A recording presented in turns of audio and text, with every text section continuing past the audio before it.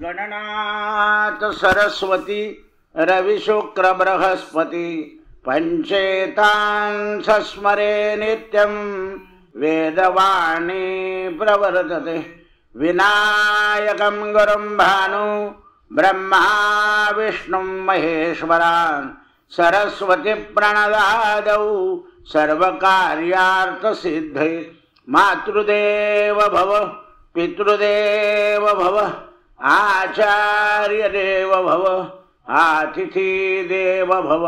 सर्वेभ्यो देवेभ्यो ब्राह्मणेभ्यो नमो नमः। गोपाल कृष्ण भगवान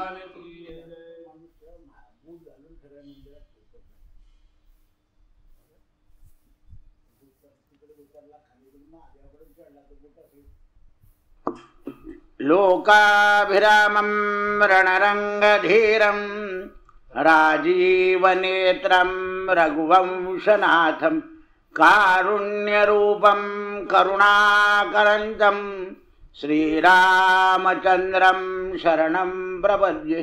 मनोजवं मारुततुल्यवेगं जितेन्द्रियं बुद्धिमतां वरिष्ठं वातात्मजं वानरयूथमुख्यं श्रीरामदूतं शरणं प्रपद्ये।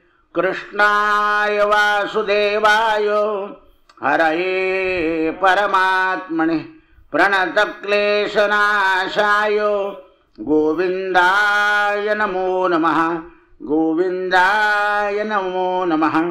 गोविन्दाय नमो नमः। आज भागवतामध्ये काल आपण सत्याचे 12 भाग पाहिले। आज थोडे 16 भाग पाहिजे आहे। सत्यस्य सत्यम या वाक्याचा विचार करून सत्य का सत्य म्हणजे सत्याचं काय सत्य आहे, म्हणजे सत्यता आहे पण सत्याची सत्यता कशात आहे याचा विचार करायचा आहे। याचा आचार्य म्हणतात की सत्य उत्पत्ती आणि सत्याचं रक्षण करणं हे भगवंताचं काम आहे। सत्याची उत्पत्ती करणं हे सुद्धा भगवंताचं काम आहे आणि सत्याचं रक्षण करणं।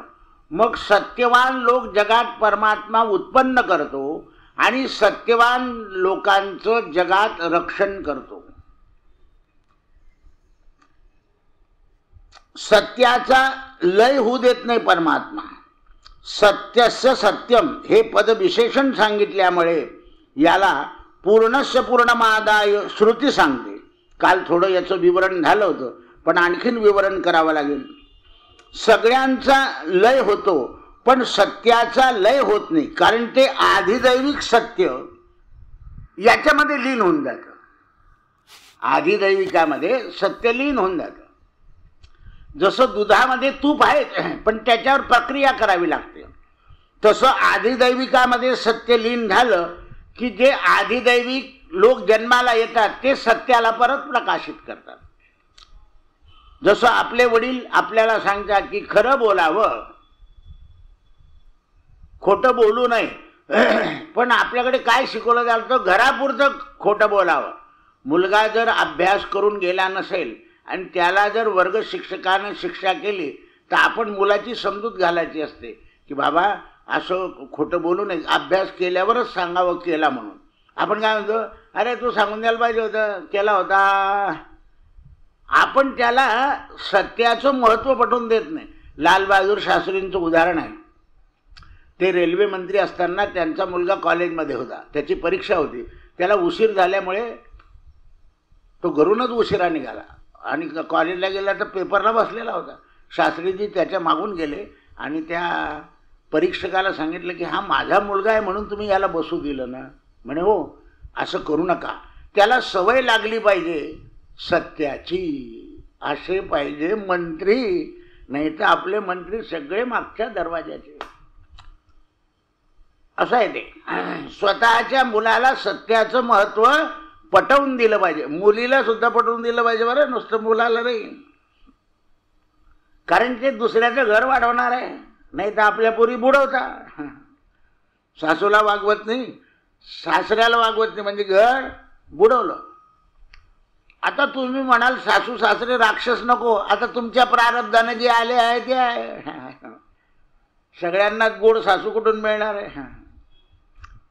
जे आहे ते आहे, आपण काम करायचं. आता 13 ठिकाणी क्रिया पूर्णस्य पूर्णमादाय श्रुती सांगते सत्य आदिदैविक सत्यामध्ये लीन होतं. सत्य प्रतिष्ठित करावं लागतं आणि सत्याचं फल भगवान आहे. सत्याचं फल काय? भगवान आहे. भगवान त्या सत्यामध्ये प्रतिष्ठित आहे. म्हणजे भगवान आहे कशामध्ये? सत्यामध्ये. म्हणून कोणत्याही देवाची प्राण प्रतिष्ठा करावी लागते. सत्य हे सत्याच्या द्वारानं प्रतिष्ठित होतं. सत्य कसं दाखवावं लागेल? ते वागून दाखवावं लागते. सत्य हे आचरून दाखवावं लागतं. आणि ज्या वेळेला मनुष्य सत्य हे आचरून दाखवतो त्यावेळेला जगात सत्य दिसायला लागतं. पाहत आपण एखादा रिक्षावाला एखाद्या माणसाची 4 लाखाची बॅग परत करायला जातो पोलीस स्टेशनमध्ये, किंवा कोणीतरी प्रवासी माझ्याकडे आला आणि त्याची ही बॅग राहून गेली. ते पेपरला आलं की लोक म्हणतात अजून बी चांगले लोक आहे हो, जग काही लवाळ झालं नाही. कारण त्या रिक्षावाल्यामुळे सत्य हे प्रतिष्ठित झालं. सत्य हे काही लोक बँकेत कोणाला सापडलं तर लगेच मॅनेजरला सांगता वय असं असं मला इथे सापडलेलं आहे, तुम्ही उचलून घ्या. सत्याच्या आचरणानं सत्य प्रकाशित होतं आणि लोकांना सत्य दिसतं. धर्मराजानं सत्य आचरून दाखवलं, दुर्योधनाने असत्य आचरून दाखवलं. धर्म आणि दुर्योधन यांच्या योगानं घडलेलं महाभारत जगापुढे सत्य आहे की असं वागलं तर असं होतं, असं वागलं तर असं होतं. पण एक लक्षात ठेवावं, आपला भाऊ दुर्योधन असेल तर त्याच्यापासून सावधच राहिलं पाहिजे. कारण धर्मराजाचा सत्याकरता अवतार झाला होता. आपण सत्य मिश्रित आहोत. कारण आपलं भाग्य आणि सत्य, आपल्याला काही वेळा सत्य वागावं लागतं, काही वेळा दुःख भोगावं. म्हणून आपल्यामध्ये मतभेद काय? म्हणून कलियुगात काय सांगितलं? सो बका एक लिखा. पण लोक लिखायला सुद्धा नाही म्हणून जातात. मी ज्या वेळा स्टॅम्प लिहून दिलो त्यावेळा माझी मनस्थिती बरोबर नव्हती. झाला तो सुरुवात.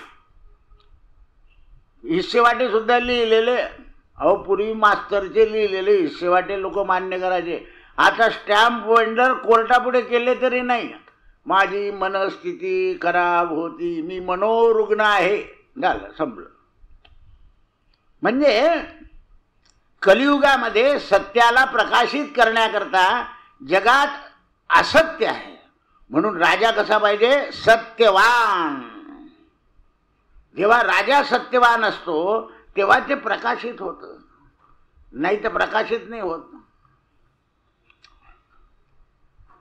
पंचविधी सत्य सांगितलं आहे. याकरता 13 क्रियाशक्ती सत्यपणानं वर्णन केली आहे. याकरता सत्यव्रताचे प्रकार सांगितले आहे. आता जगामध्ये सत्यव्रत आहे 2 प्रकार. सत्यम परम पदम सत्यम. वायू हा सत्याच्या योगानं चालतो, सत्यव्रत आहे. माता सूर्य हा सत्याने प्रकाशित होतो. ते सत्य वाणीमध्ये वास्तव्य केलं पाहिजे. म्हणजे ते जे सत्य काल सांगितलं होतं, आपल्या शरीरामध्ये जे सत्य आहे ते वाणीवर राहिलं पाहिजे. सत्य सर्व निवासी आहे. सत्य सगळ्या ठिकाणी आहे. त्रिसत्यम पदम त्रिलोकांमध्ये आहे. आता काया, जीव आणि परमात्मा हे 3 ठिकाणी सत्य पाहिजे, म्हणजे आत्मा जागृत होतो. सत्यस्य योनिम पदम हे सत्याचं कारण आहे. कारण हा एक भेद आहे. नव निहतंच सत्यम. सत्यपद हे सत्यस्थिती आहे.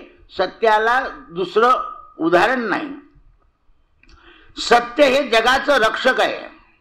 सत्यस्य सत्यम पदम ते प्रमाण आहे. आणि सत्याचं फळ सत्यच आहे. आता 13 झाले. क्रियाशक्तीचे भेद दाखवले आहे.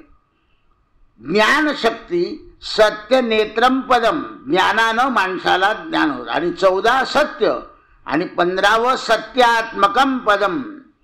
म्हणून हे भेद जाणण्याकरता 16 सांगितले. आता आचार्य लोक काय म्हणतात, ऋतम सत्य नेत्रम याचं मर्मदांग होता की भगवंताची शक्ती जी आहे ती काय करते जगात, तर ज्ञान उत्पन्न करते. आणि ते सत्य त्या परमात्माला ऋत म्हणजे जे रुचेल असं सत्यरूप नेत्र प्राप्ती होऊन जाते. मग आपण असं सत्याचं आचरण केलं की आपल्या जिभेला सत्याची सवय लागते आणि डोळ्याला सत्याची सवय लागते. म्हणजे डोळे सत्य पाहतात, असत्य पाहतच नाही. आणि जिव्हा सुद्धा सत्य बोलते, असत्य बोलतच नाही. कान सुद्धा सत्य ऐकतात, असत्य ऐकत नाही. ज्या वेळा हे सत्याचं महत्व आपल्याला पटून जातं, सत्याचं महत्व असं पटून जातं, त्यावेळेला आपले 5 ज्ञानेंद्रिय जे आहे ते 5 ज्ञानेंद्रिय सत्य पाहतात, सत्य बोलतात, सत्य ऐकतात आणि सत्य चालतात. जवळच्या रस्ता जर खराब असेल तर लांबच्याच रस्त्याने जातात ते. आता आपल्याकडे जवळचे रस्ते किती घाण आहे पहा तुम्ही, म्हणून लोक लांबच्या रस्त्याने यायचं. आपण काय म्हणतो 2 मिनिटात चालले जवळ, पण ते असत्य दिसेल ना डोळ्यापुढे. जर असत्य दिसलं तर नाक दाबावं लागतं, तोंड दाबावं लागतं, इकडचं तिकडे पाहावं लागतं. म्हणून लांबचा रस्ता चांगला. ज्या रस्त्याने प्रदर्शन नाही तो रस्ता उत्तम. पण कलियुगात तर सगळ्याच रस्त्यात प्रदर्शन होतं. बोळं असतील तिथेही प्रदर्शन, कारण असत्याचा बाजार आहे ना. म्हणून आचार्यांनी सांगितलं आहे की भगवान सत्य ऋतम सत्यम नेत्रम. भगवत प्राप्ती करता 2 प्रकार सांगितले आहे, ज्ञान उत्पन्न करणं आणि ज्ञानाची शक्ती वाढवणं.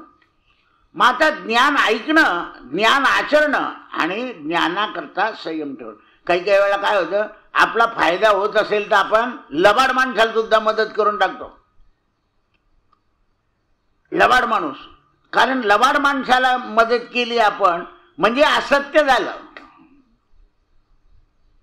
काय झालं, असत्य झालं. कारण त्याच्यावर आपला स्नेह असतो, तो आपला मित्र असतो, गप्पा मित्र. लबाड माणूस कोणाचा फायदा होऊ देत नाही, फक्त गप्पा मारण्यापुरता असतात. आणि काम पडलं म्हणजे बिलकुल असं वाटतं की जीवस्य कंठस्य मित्र आहे, आणि काम झालं की पुन्हा कधी फोनही करत नाही. प्रमाण प्रमेय बलाचं कारण आहे. म्हणून सत्य सिद्ध करण्याकरता प्रमाण द्यायची गरज नाही. जो सत्य आचरतो तेव्हा सत्याचं ज्ञान होतं. म्हणून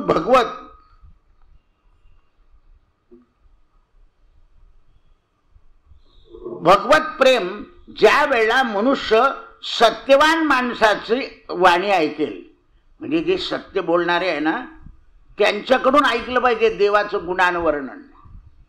कारण ते जर त्यांच्या वाणीला सत्यता नसेल तर त्यांनी काही सांगितलं तर ते आपल्यामध्ये जात नाही. म्हणून सत्याचं प्रतिपादन करणारी वाणी ऋत म्हणजे प्रेमळ पाहिजे. सत्य हे प्रतिपादन करायला, सत्याचं निरूपण करायला ऋत पाहिजे. सत्यात्मकम त्वाम शरणम प्रपन्नः.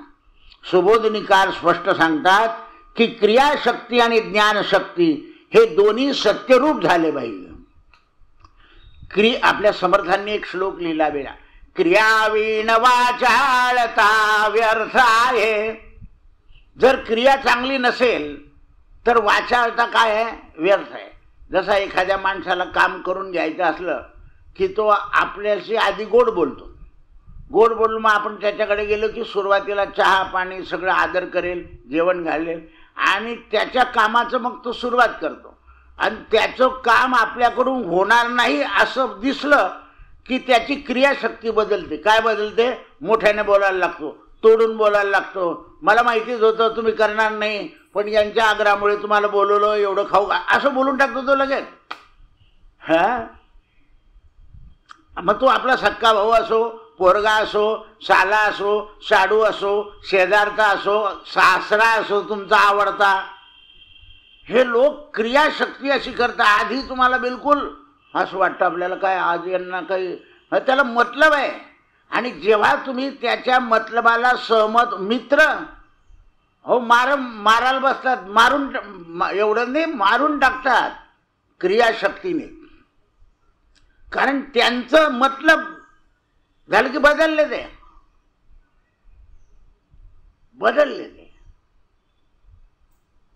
म्हणून ते म्हणतात सत्यात्मकम त्वाम शरणम प्रपन्न. म्हणून क्रियाशक्ती चांगली झाली पाहिजे. जोपर्यंत क्रिया चांगली नाही, समजा एक लक्षात ठेवा, तुमचं काम कोणीही करायचं जर ठरवलं, तुमच्या नशिबात ते काम व्हायचं असेल तर त्या करणाऱ्याला यश येतं, नाही तर येत बा. पुष्कळ लोकांनी पैसे दिलेले असतात, ओळख असते, पैसे परत येतात, लोक म्हणतात नाही व काही जमलं नाही, पुढच्या वेळेस पाहिजे. म्हणजे तुमच्या नशिबात ते काम व्हायचं नाही. तुम्हाला असं वाटतं एवढा वशिला असून कोणी आपल्या कामात पडत नाही. अरे पण आपलं नशीब बोथट आहे ना, नशीब बोथट आहे. आणि काही लोकांचं नुसतं सांगितल्यावर काम होऊन जातं, त्याचं नशीब चांगलं आहे म्हणून त्याचं काम होत आहे. मग आपण काय करतो, नशीब खराब असून आणखीन दुसऱ्याला शिव्या देतो, म्हणजे आणखीन खराब होतं ते आणखी त्याला धार लावा, सुरीला धार लावा, पण अशी विचित्र वापरली तर तिला मध्ये खंड पडून जातो, म्हणजे गेलं ते. पुन्हा सुरुवातीपासून तिला धार लावा लागतं. तसं आपलं नशीब असतं. एक तर खट्या कधीच चांगलं नसतं, आणखीन दुसऱ्याला बोलून बोलून लोक शत्रू होऊन जातात, पण कोणी उपयोगाला पडत नाही. आणि मग लोक मोठ्या इच्छेनं, आम्ही कधी कोणाच्याही तोंडात एवढा हात घालतो पण कोरडात निघतो.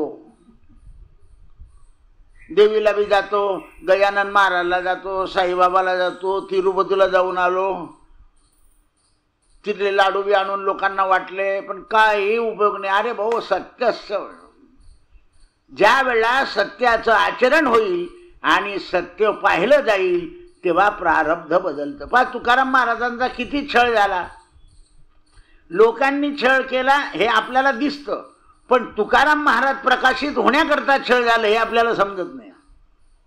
कारण संघर्ष जीवनात आल्याशिवाय मनुष्य पुढे जात नाही. ज्ञानेश्वरांचा छळ झाला हे दिसतं आपल्याला, पण तसतसे ज्ञानेश्वर पुढे गेले. त्यांनी सत्याचं आचरण सोडलं नाही. ज्यांनी विरोध केला ते सत्य पाळत होते का नाही पाळत होते तो प्रश्न वेगळा आहे, पण त्यांनी विरोध केला नसता तर यांना प्रकाशित होता आलं नसतं. म्हणून कोणीतरी विरोधक पाहिजे. पण आता आपण विरोधक संपवून टाकतो. पैसे दिले की तोंड बंद, पाकिट दिलं की तोंड बंद. म्हणून ते म्हणतात याचं निरूपण धर्मस्वरूप आहे. सत्यरूप हे जाणलं पाहिजे. सत्यात्मकम, भगवान आत्मा स्वरूप सत्य आहे. प्रत्येकाच्या शरीरामध्ये आत्मरूपाने भगवान सत्य आहे. आता आत्मरूपाने सत्य असल्यामुळे आता हा सत्यस्य गमने अति सर्वत्रम व्याप्तो आत्मा. म्हणून धर्माचं तात्पर्य असं आहे की सर्व पदार्थांमध्ये व्याप्त आत्मा आहे.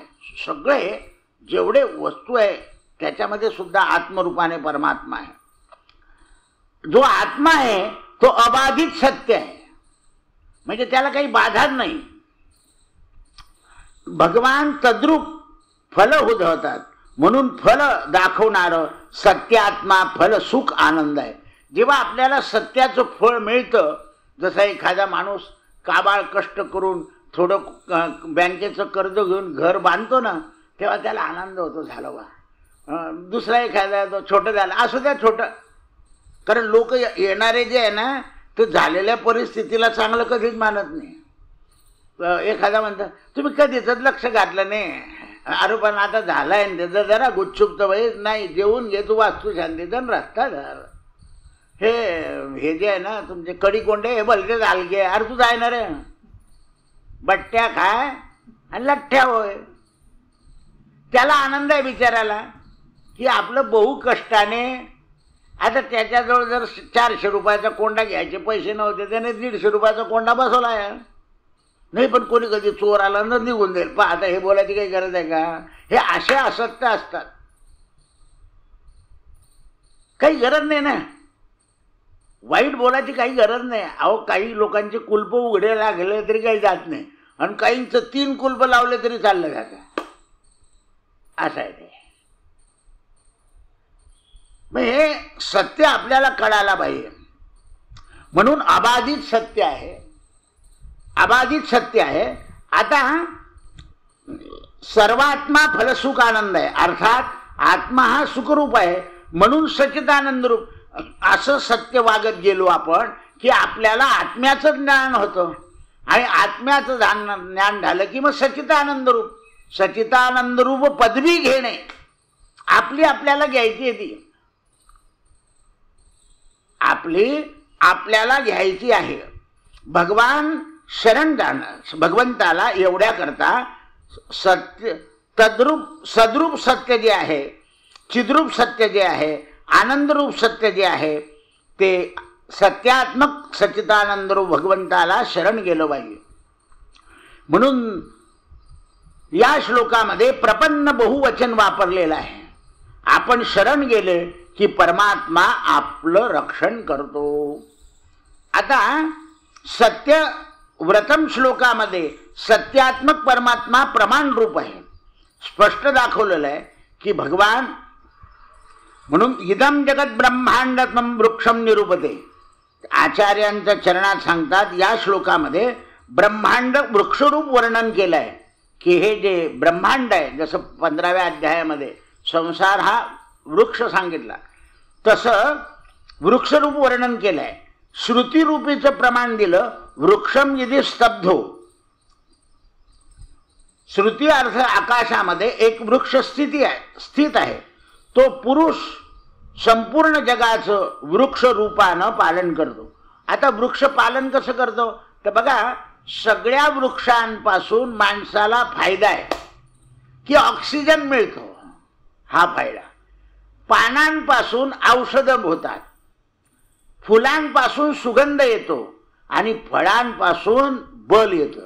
म्हणून वृक्षवल्ली आम्हा सोयरी, पण आपली कामापुरती. हे त्या नाशिकला अशी अफवा झाली होती 8 दिवसापूर्वी, झाडांना बुरशी लागली आहे. या झाडांना बुरशी लागली म्हणून आपल्या तोंडाला बुरशी लागते तर झाडं कापायला सुरुवात करून द्या. नाही रे, झाडांची बुरशी वेगळी, तुमची बुरशी वेगळी. बुरशी हा रोग सगळ्या जगाला लागतो, मातीला लागतो. उधळी लागली म्हणजे काय आहे, असं आहे ते. तो लोकांनी नाशिकला झाडं तोडणे लावले, तेव्हा लोक पळाले विळाले, तेव्हा त्यांना थांबवलं. हे लक्षात आलं पाहिजे. त्यांनाही ज्याप्रमाणे रोग होतो, पहा तुम्ही एखाद्या झाडाला अशी गाठ तयार होते आपोआप, तर तो कॅन्सर आहे. म्हणजे ते झाड लवकर जातं, त्याला तोडून नाही टाकायचं, त्याला सल्फा घातलं की ती गाठ कमी होऊन जाते. ज्याप्रमाणे आपल्याला औषध आहे त्याप्रमाणे जनावरांना आहे, त्याचप्रमाणे आता कुत्र्यांवर मध्ये कोणी म्हणत होतो कोरोना असतं तर कुत्र्यांना झाला, आता परवापासून कुत्र्यांना झाला आहे. म्हणजे हे निसर्ग आहे. आता निसर्गाच्या तावडीत जो सापडला तो सापडला, जो सटकला तो सटकला, जो राहिला तो राहिला. निसर्ग आहे. म्हणून आचार्य वर्णन करतात की वृक्षरूप हा संसार आहे. श्रुतीमध्ये याला सांगितलेला आहे, हा अश्वत्थ म्हणजे वट. या वृक्षाचे करोडो फळ उत्पन्न होतात. पहा त्याला फळं किती लागतात, आणि ते बीज लगेच उगतं. संसार कोणाला शिकवावा लागतो का? लबाडी कोणाला शिकव? असं कुठे सापडलं का तुम्हाला लबाडी कोर्स? बॉडी कोर्स सापडेल, ज्ञानवर्धन क्लास सापडेल, पण लबाडी त्याला काही शिकवावी लागतच नाही, ती पाहून पाहून येऊन जाते. मग ज्ञान का नाही पाहून येत? तर बुद्धीमध्ये सत्व कमी असतं. ज्यांचं सत्व कमी असतं ते पोरं शाळेतून क्लास लावायची गरजच पडत नाही. आता मध्ये पहा तुम्ही, एक मुलगा कलेक्टर झाला ना, त्याला एकही क्लास नव्हता, तो फक्त शाळेमध्ये शिकून. तर सगळ्या शिक्षक लोकांनी त्याचं कौतुक केलं. बरं इतके भराभर उत्तर द्यायचा तो, पाहिले ते परिस्थिती गरिबीची. तो म्हणे मी काय कुठून क्लास लावू, आई वडील कागद गोळा करत होते, मी कागद गोळा करत होतो, त्यामुळे केला पुढे. लोकांनी मदत केली, कोणी तिकडचा नट होता त्याने मदत केली, तो शिकला. त्या नटानं त्याला सांगितलं होतं की माझं नाव सांगायचं नाही, मी तुला मदत केली म्हणून. पहा, तुझ्या आईवडिलांचं नाव सांग. तरी त्याने बोलताना, कलेक्टर झाल्यावर शपथ घेताना सांगितलं, एका थोर व्यक्तीनं मला मदत केली. नाव नाही घेतलं, पण थोर व्यक्ती. कारण अशा माणसाला उचलून वरती नेणं हे सत्याचं काम आहे असं त्या नटाला माहिती होतं. काही लोकांचे मुद्दे लक्षात ठेवावे लागतात ऐकल्यावर वाचल्यावर, की केवढं श्रेय घेत नाही लोक, की माझं नाव सांगू नको. बरेच लोक मदत करतात सत्याच्या बाजूला, पण काही लोक मदतीचा दुरुपयोग करतात आणि काही लोक मदतीचा सदुपयोग करतात. लक्षात ठेवा, तुम्ही जर मदतीचा दुरुपयोग केला तर एखाद दिवशी तुमचं अचानकपणे द्रव्य चाललं जाईल, कोणी घेऊन जाईल किंवा हरून जाईल, किंवा तुम्ही कुठे ठेवलं. माझ्याकडे अशी उदाहरणं खूप आहे. घरामध्ये सोनं ठेवल्यावर सुद्धा सापडतच नाही. लोक 2-3 वेळा म्हटलं बोल नाही, असा नियम आहे की घरातच सापडतं. 4 वर्षाने सापडलं. 4 वर्ष म्हणजे दादा तिथे मी 4-4 वेळा जायचो पाहायला, पण इथे कशाला असेल, इथे कशाला, नेमकं तिथंच होत. म्हटलं 4 वर्ष तुला तळमळावं लागलं, कारण तू कोणाला तरी तळमळवलं असेल त्याचे पैसे देताना. आता तो कशाला कबलेल व्हावं म्हणून, अशा गोष्टी कबलत नाही मनुष्य. तुझं सोनं तुझ्या घरात असून 4 वर्ष तुला काय करावं लागलं, तळमळ करावी लागली. विनाकारण तू कोणाला तरी त्रास दिला असेल, की आज देईल उद्या देईल, 4 वर्ष त्याला दिला असेल घे. त्यामुळे तो तर गरीब होता, त्याच्याकडून तर काही नाही, पण तुला तुझे तळमळा मिळाला. म्हणून समर्थ म्हणतात, तळमळने व विहिरे. ही तळमळ जी आहे ना 2 प्रकारची आहे. आपण वाईट प्रकारे सुद्धा तळमळ करतो, म्हणून आपलं मागचं फाईल पाहत राहावं. आपण फक्त पुढच्या दिवसाचे अनुभव करतो, पण मागची फाईल काय, किती लाल शेरे आपले, डेंजर झोन. त्यामुळं ते जीवनामध्ये वृद्धकाळी भोगावं लागतं. पहा तुम्ही, काही लोकांना काही त्रास नसतो, तरी ते त्यांचे शरीराचे ताय फटक चालू असते. असं होईल, तसं होईल, तसं होईल, तसं होईल. आता बा पाण्याची गरज आहे, पावसाची गरज आहे.